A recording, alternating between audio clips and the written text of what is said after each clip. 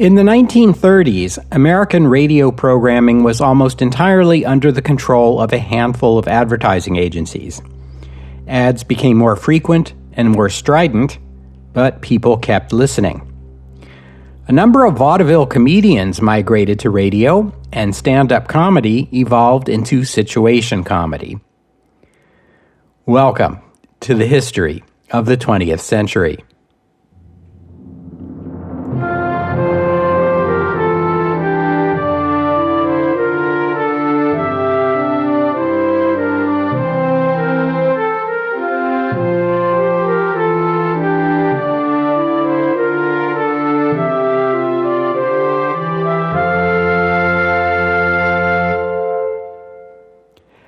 Episode 309, The Golden Age of Radio. Comedy came into its own on radio in the 30s, and radio became full of comedians. To tell this story, I want to focus on one of the best-known, most successful, and most influential among them, and who also totally by coincidence happens to be my personal favorite. Allow me to introduce him to you.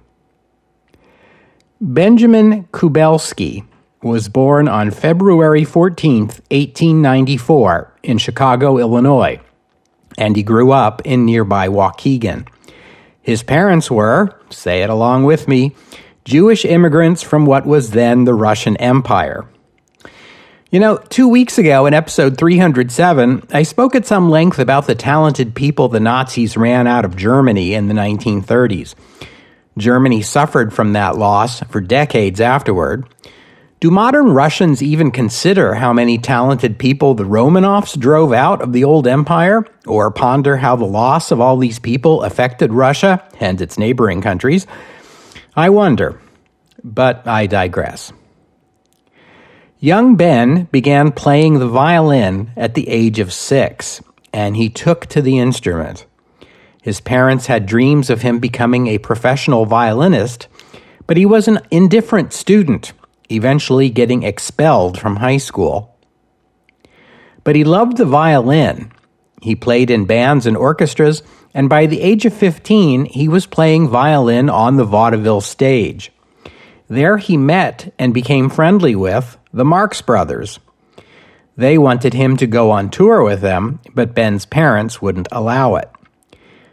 He also got complaints from classical violinist and composer Jan Kubelik, who objected that Ben Kubelski's name was too similar to his own. So Kubelski took the stage name Ben Benny.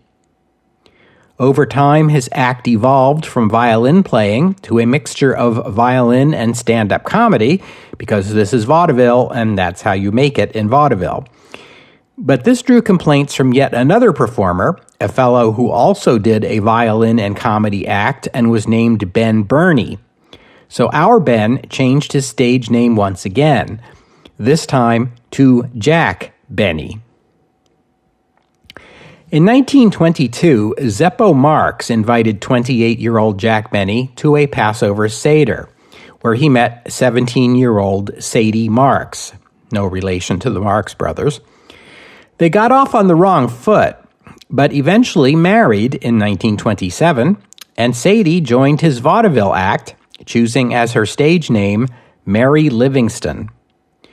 They would work together for 30 years until Mary retired from show business. MGM signed Jack Benny to a film contract in 1929, but his films did not do well, and he left Hollywood to return to vaudeville, nightclubs, and theater.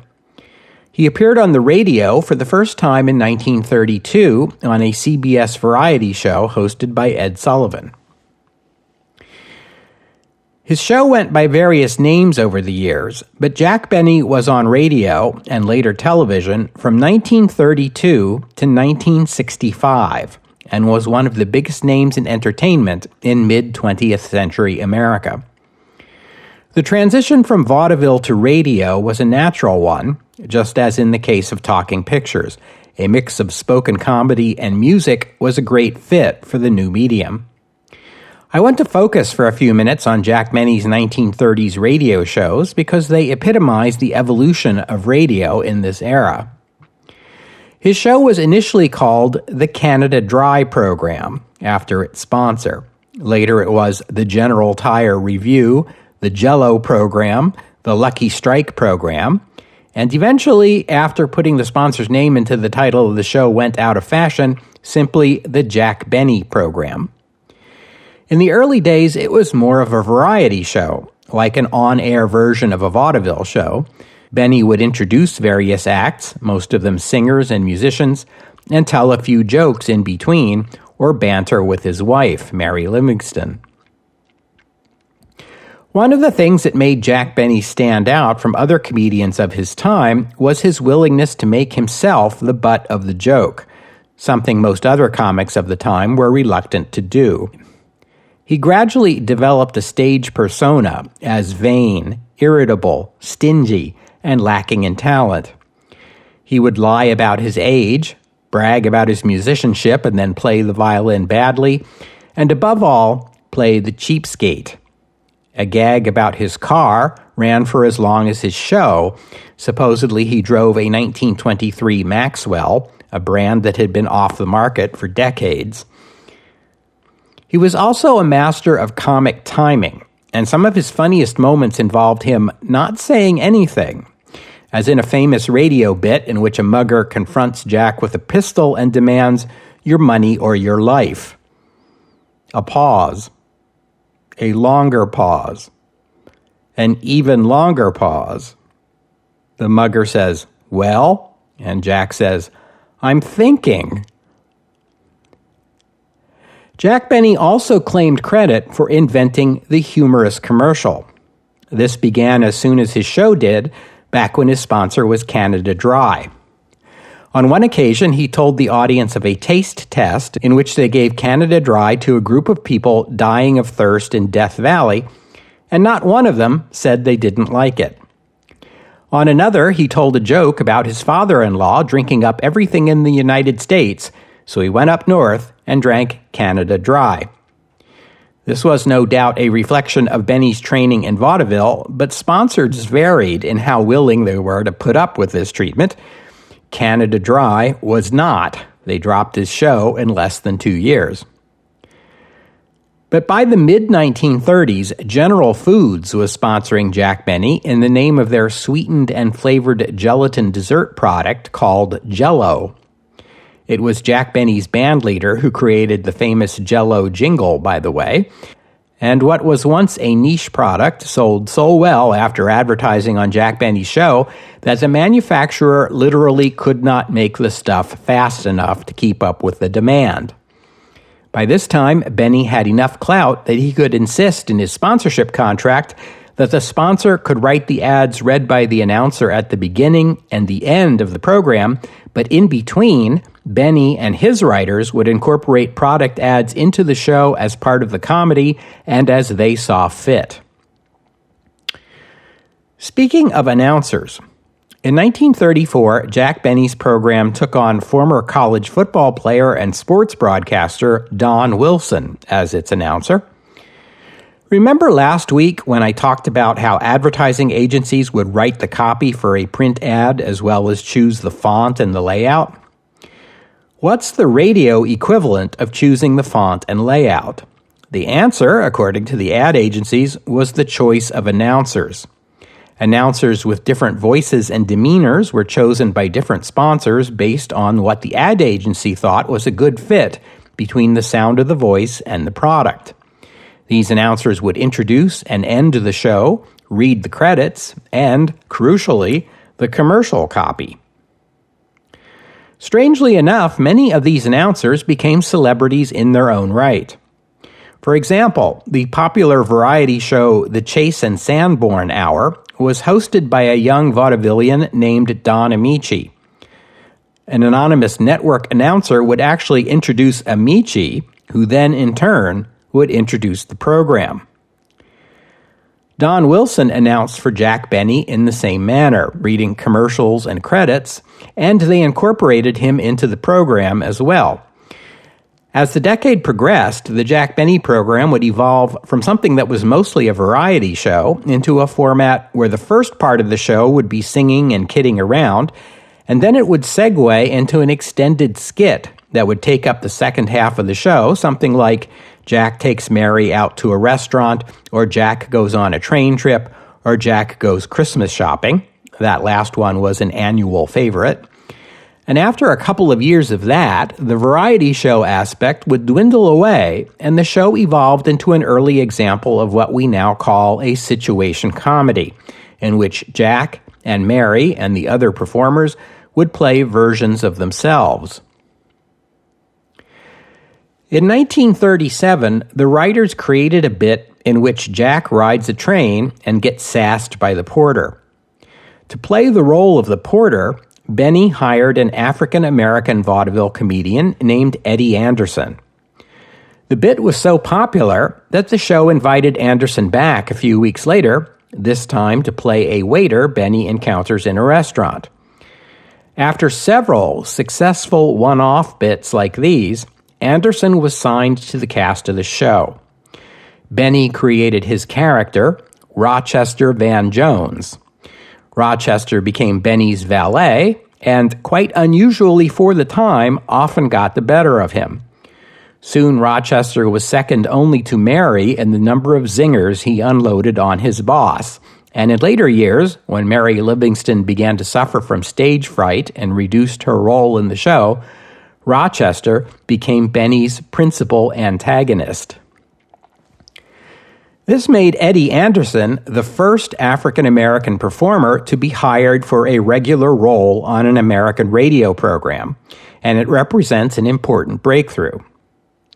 I said I admired Benny for his willingness to be the butt of the jokes on his own show, but consider also that most of these jokes told at his expense came from either his wife or a black man. That was unprecedented. Jack Benny and his show became a pop culture phenomenon. Even people who didn't listen to the show knew all about his Maxwell and his lying about his age and his lousy violin playing. They joked about him on Fibber McGee and Molly. Amos and Andy did a bit where Amos remarked he had listened to Jack Benny and didn't find him very funny, to have Andy agree, saying, "He's nothing without Rochester." And most famously, fellow vaudevillian and radio star Fred Allen had on his show, Town Hall Tonight, a child violinist. After the boy performed, Allen quipped that his guest was only in the 5th grade, but already a better violinist than Jack Benny. This inaugurated a famous feud between the two comedians that went on for more than a decade. They would mock each other on their own shows and even visit each other's programs to do the put-downs face-to-face. It was all carefully scripted, of course. The writing staffs of the two shows collaborated and always made sure the visiting star got the better of the host on their cross-program performances. Allen and Benny were close friends in real life, but there were plenty of people in the radio audience who believed the feud was real.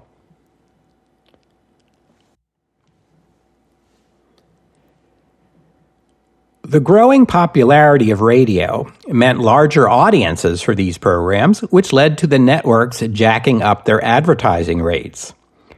Sponsors resented this because these programs were produced by the sponsors themselves through their advertising agencies and not by the networks. If the programs were popular, it was because the sponsors had made them so, but instead of gratitude from the networks, they were getting higher rates. Higher advertising rates meant higher costs for the sponsors, which meant their ads had to sell that much more product. So what radio listeners got was lots of commercials with emphasis on the hard sell. By the late 30s, you began to hear complaints that the incessant, strident advertising was ruining the radio experience. Networks tried to rein in advertisers by laying down guidelines. The ads had to be tasteful. They couldn't derogate their competitors or even mention competing products by name. But as soon as the networks laid down their rules, the advertisers started searching for loopholes, or outright threatened to take their show and their advertising dollars to another network. There were only 4 networks: NBC Red, NBC Blue, CBS, and Mutual. 97% of American radio stations of this era were affiliated with one of these 4 networks, and the networks wanted to keep it that way. Remember that network programming was created in New York City and piped to the affiliates through AT&T's long-distance network. The technology existed to record programs by phonograph, and in theory, you could record a program in advance and ship it to the stations on records, but the networks refused to distribute that way. They said it was because the recorded sound was inferior in quality, but it had at least as much to do with wanting to exert control over the affiliates, including over when and how they broadcast network programming. This was unpopular with the performers. The United States is divided into 4 time zones, so they had to perform every show twice, once for the Eastern and Central time zones, and again an hour later for the Mountain and Pacific time zones. Radio stars had to keep both the network and the sponsor happy, and this could be frustrating. No one exhibited this frustration more than Fred Allen. Fred Allen's comedy style was biting and satirical, and he had a penchant for unscripted ad-libs. His show, Town Hall Tonight, pioneered parody and satire of the news and current events. Allen was forever squabbling with his sponsors and his network, and his acerbic criticisms of the industry are legendary. He later wrote, "An air comedian works under tremendous handicaps. He has a sponsor who pays the bills. The sponsor has an agency to represent it. The radio chains all have a flock of rules, all starting with, 'You mustn't.' In the secret heart of all these people, sponsors, agency, and chain, is a belief that each of them is some sort of kilocycle Ziegfeld." Allen would engage his producer, Pat Weaver, live on the program, and exchanges meant to poke fun at the advertisers and the network. Allen liked to call advertising executives molehill men because, he said, their profession involved taking molehills and making them into mountains. And what role should government play in all this? The ability of the federal government to regulate radio was not clear-cut. The Federal Communications Commission had the power to grant or deny licenses to local stations, and the Federal Trade Commission had the power to act against unfair or deceptive advertising. But who regulated the networks? And if an ad was unfair or deceptive, was it the sponsor or the ad agency that was liable? I mentioned earlier how over the course of the 1930s, Jack Benny's show evolved from something like an on-air vaudeville show to something more like a situation comedy. Amos and Andy was the first situation comedy. By the late 30s and early 40s, situation comedies replaced stand-up as the main vehicle for comedy on radio, notably shows like Fibber McGee and Molly and The Burns and Allen Show. Both of these shows, incidentally, like the Jack Benny program, featured comedy centered on a married couple played by performers who were married in real life and learned their trade in the vaudeville circuit. Burns and Allen featured Gracie Allen as an addled wife, forever telling confusing stories with questionable logic as her befuddled husband, George Burns, tries and usually fails to keep up. In Fibber McGee and Molly, the husband, the titular Fibber McGee, was a ne'er-do-well who told tall tales and more than a few little white lies to his long-suffering wife, Molly, who frequently responded to his attempts at humor with, "Tain't funny, McGee," which became the show's catchphrase. Fibber McGee and Molly became the first radio show to produce a spin-off series when McGee's pompous next-door neighbor, Throckmorton P. Gildersleeve, got his own show, The Great Gildersleeve, in 1941.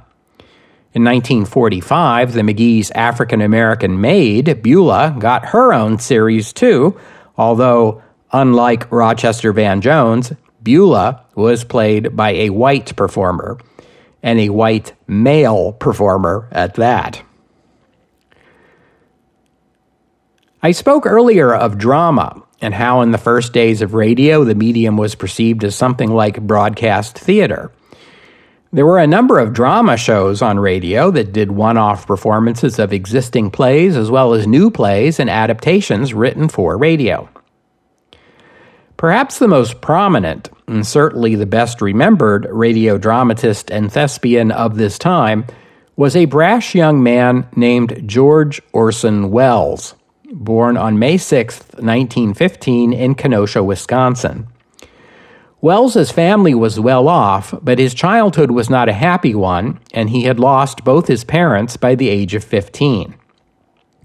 A year later, he graduated from an expensive private school and was offered a scholarship to Harvard College, which he declined, choosing instead to study painting and spend some of his inheritance on an extended visit to Ireland.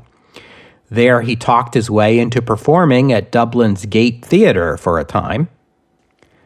He returned to the United States, and in 1933, the 18-year-old Welles was introduced to theater critic and Algonquin Roundtable regular Alexander Woollcott, who got him a place in a repertory theater company. By 1935, when he was still just 19, Welles began getting parts in radio dramas. Wells's acting ability and his resonant and versatile baritone voice got him invited to perform so many roles that by the age of 20, Orson Welles was working long hours, hopping from studio to studio, as one of the most in-demand, not to mention highly paid, radio actors in the business. He was making some $1,500 per week, which was Hollywood film star money. British-American actor and producer John Houseman invited Welles to work with him on the Federal Theater Project, a WPA program, part of the New Deal, to fund live theater in the United States. Welles produced and directed stage plays with federal money, but also kicked in some of his own radio income. Welles later claimed that President Roosevelt told him he was the only person in history who ever secretly funneled money into a government program. His first show for the Federal Theater Project was an adaptation of Macbeth with an all-African-American cast and set in Haiti. In 1937, when he was still just 22 years old, Welles left the Federal Theater Project to found his own repertory company, the Mercury Theater, along with Houseman, all the while still working in radio. Many of the actors performing in the Mercury Theater would go on to become famous names on stage and screen. Later that year, the Mutual Broadcasting System contracted with Welles and his Mercury Theater to produce an acclaimed 7-episode radio adaptation of Les Miserables. For a year, he played Lamont Cranston, the title character in Mutual's radio series The Shadow. That's the one that goes, "Who knows what evil lurks in the hearts of men?" The following year, 1938, Welles left The Shadow to take up an offer from CBS to produce a new 1-hour drama series that would perform radio adaptations of literary classics, with Welles playing the lead role in every episode. The show began in July, and Welles drew from the cast of the Mercury Theater to fill the other roles. The show was initially called First Person Singular, and later The Mercury Theater on the Air. It was broadcast at 8 p.m. on Sundays, Eastern Time.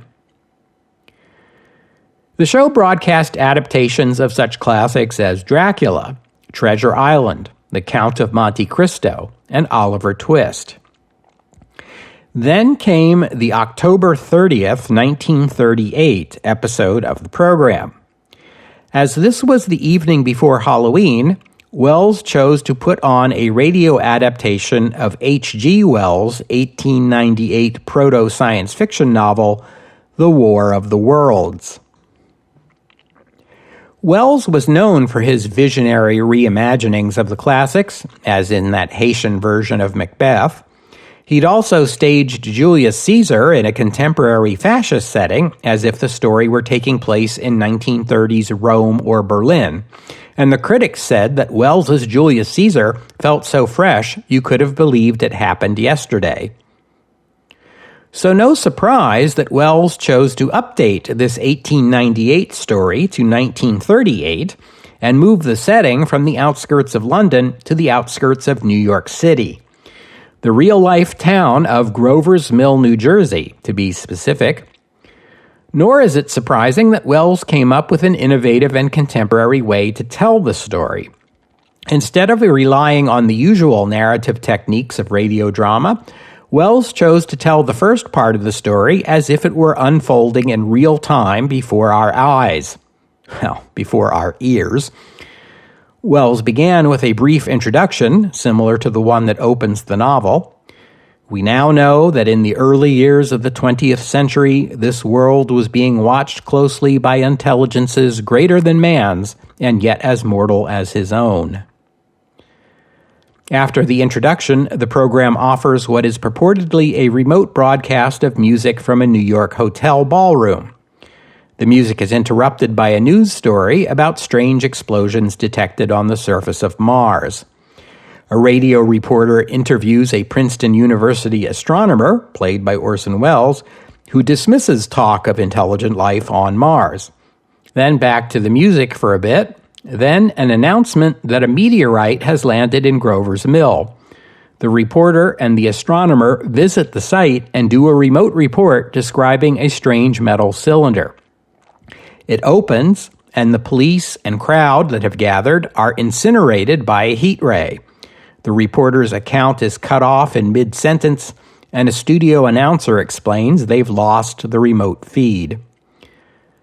The story unfolds in this vein as Martian tripod machines march on New York City, destroying soldiers and aircraft sent against them, leading up to a news reporter atop the CBS building in New York giving an account of the tripods reaching Manhattan and destroying the city.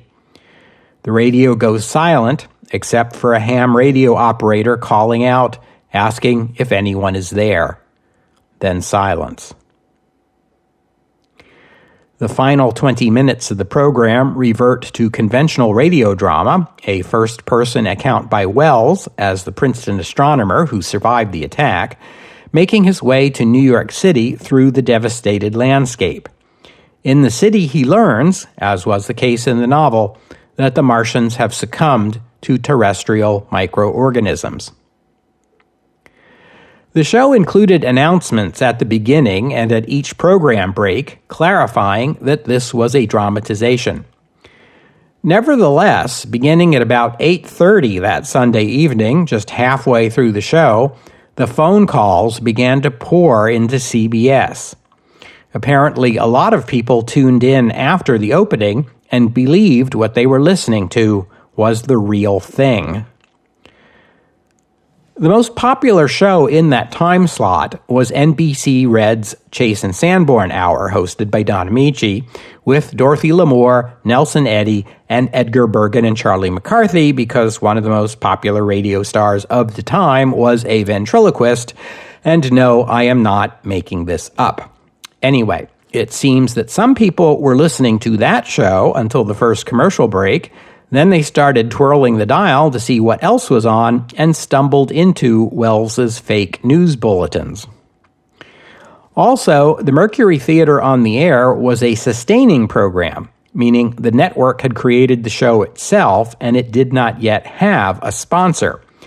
Networks sometimes did this in time slots they couldn't sell. The hope was the show would become popular enough to attract a sponsor who would take over the cost of producing it.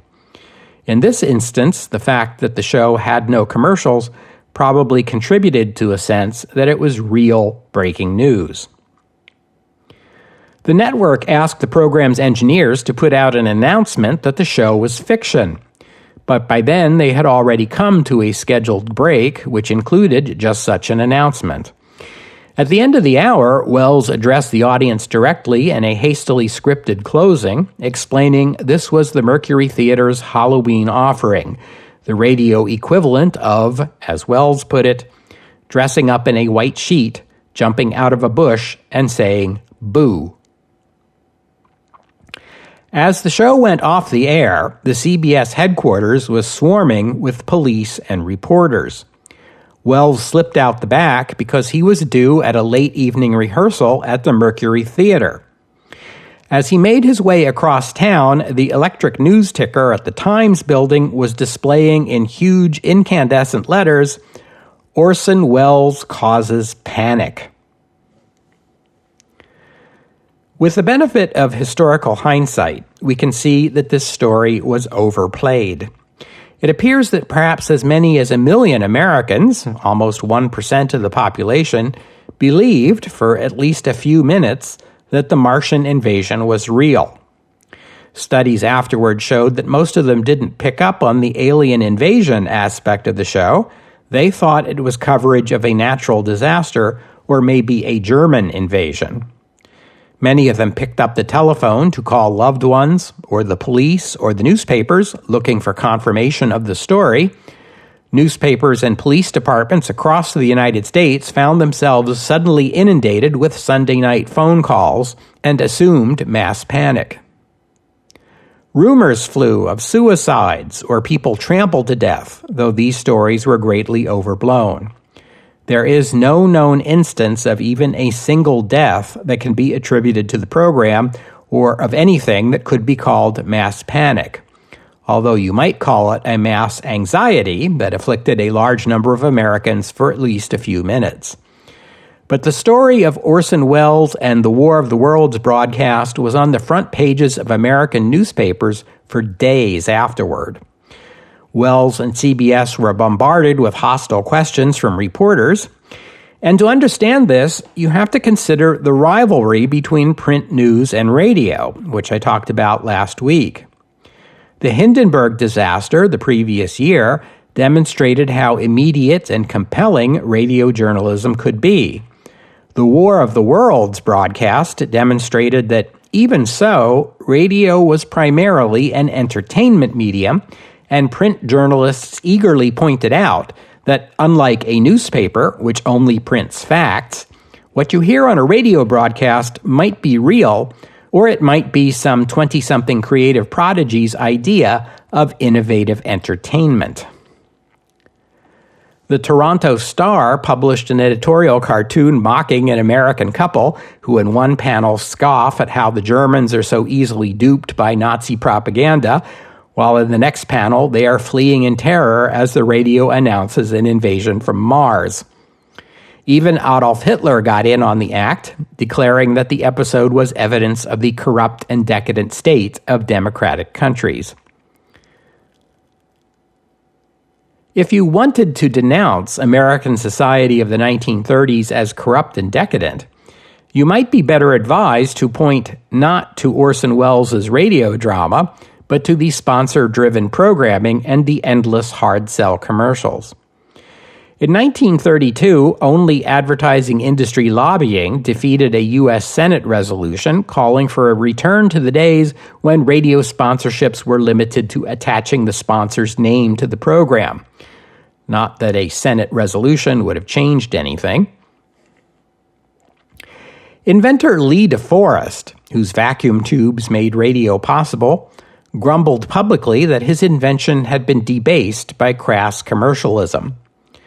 One essayist in Fortune magazine complained that advertiser-driven radio had become corny, strident, boresome, florid, inane, repetitive, irritating, offensive, moronic, adolescent, or nauseating.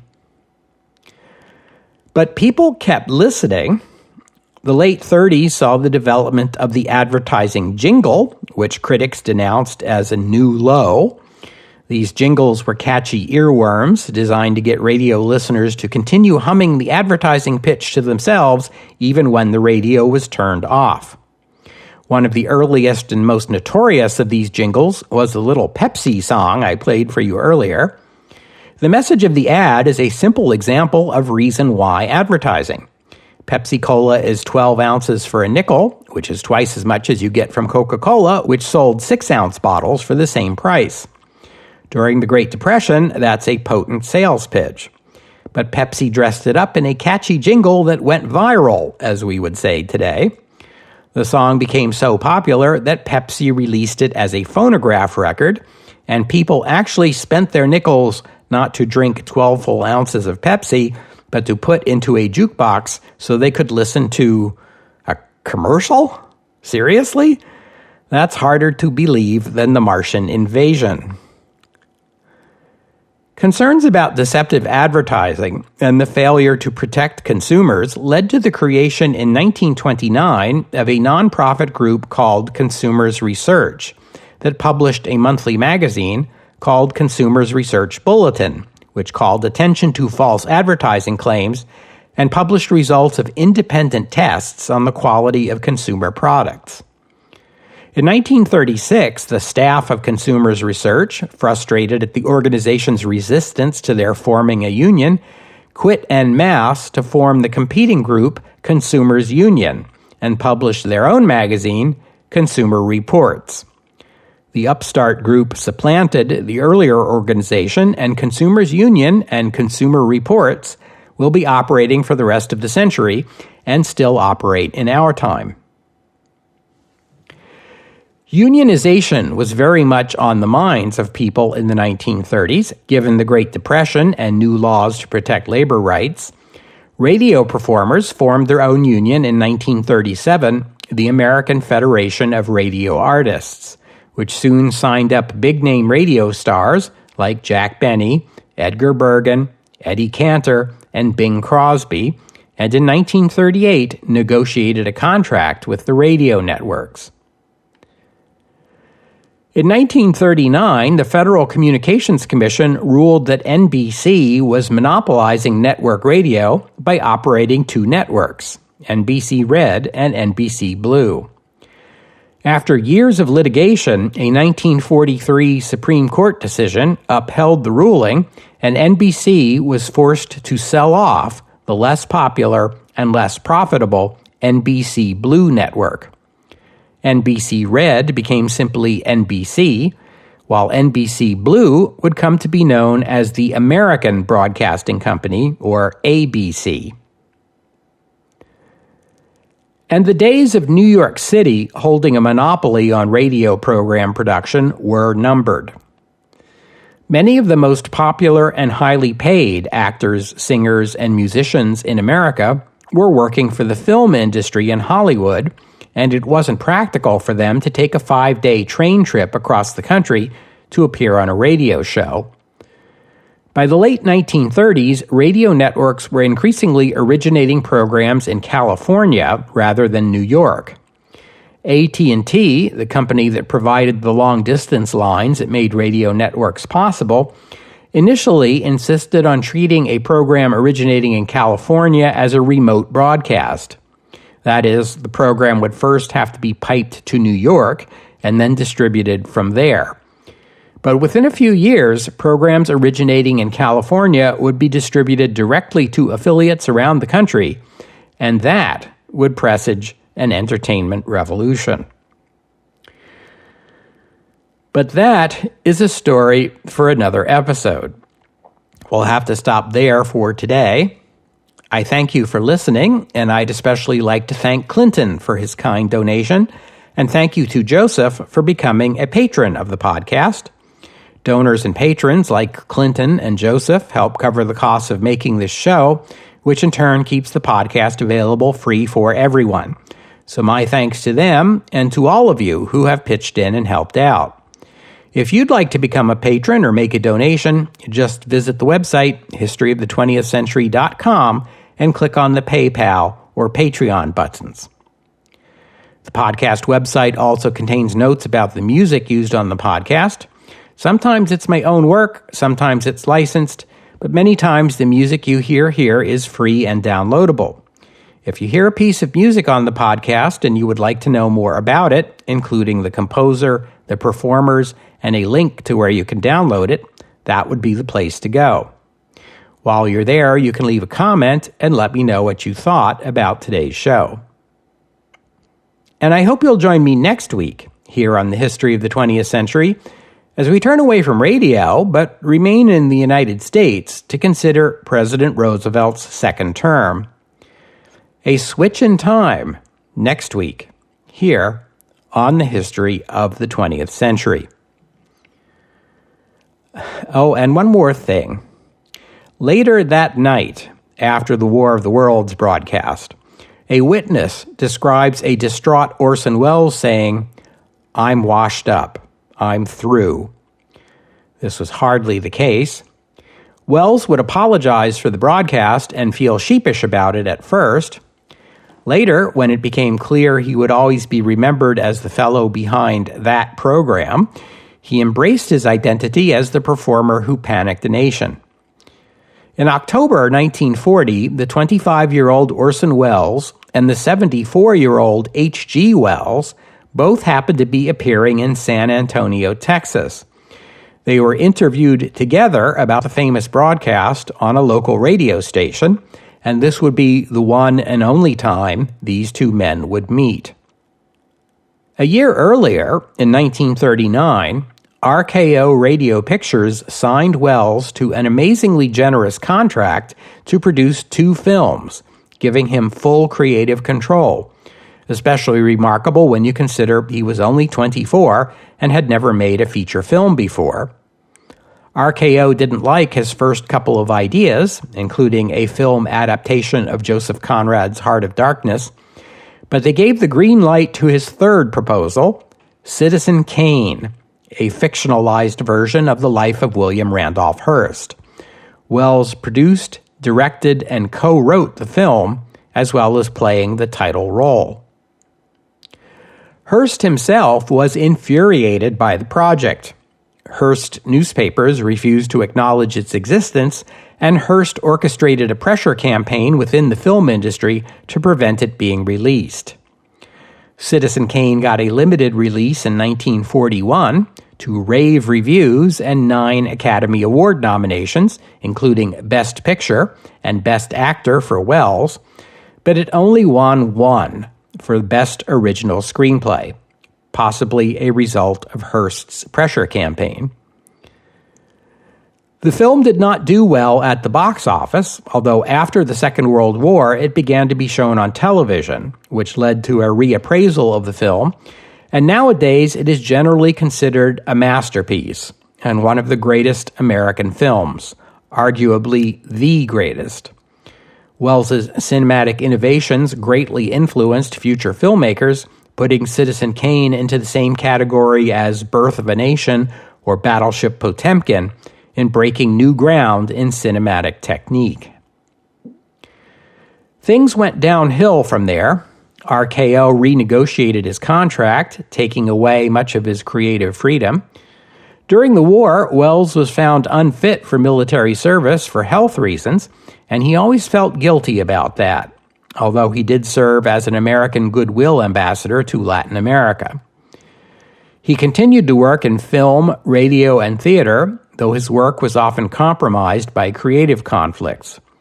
He stepped on many toes and angered many people, including his friends and supporters. He eventually abandoned Hollywood altogether and spent 10 years making films in Europe. Much of this work remains unfinished, including a mammoth attempt to film Don Quixote. He returned to the United States in 1970 and discovered he was still in demand as an actor, and his singular voice was still prized for voiceovers, documentaries, animation, and commercials. He became a regular on TV talk shows. On October 9th, 1985, Orson Welles recorded a talk show appearance on The Merv Griffin Show, then went home and worked late into the night on one of his projects. He died early in the morning of October 10th of a heart attack. He was 70 years old.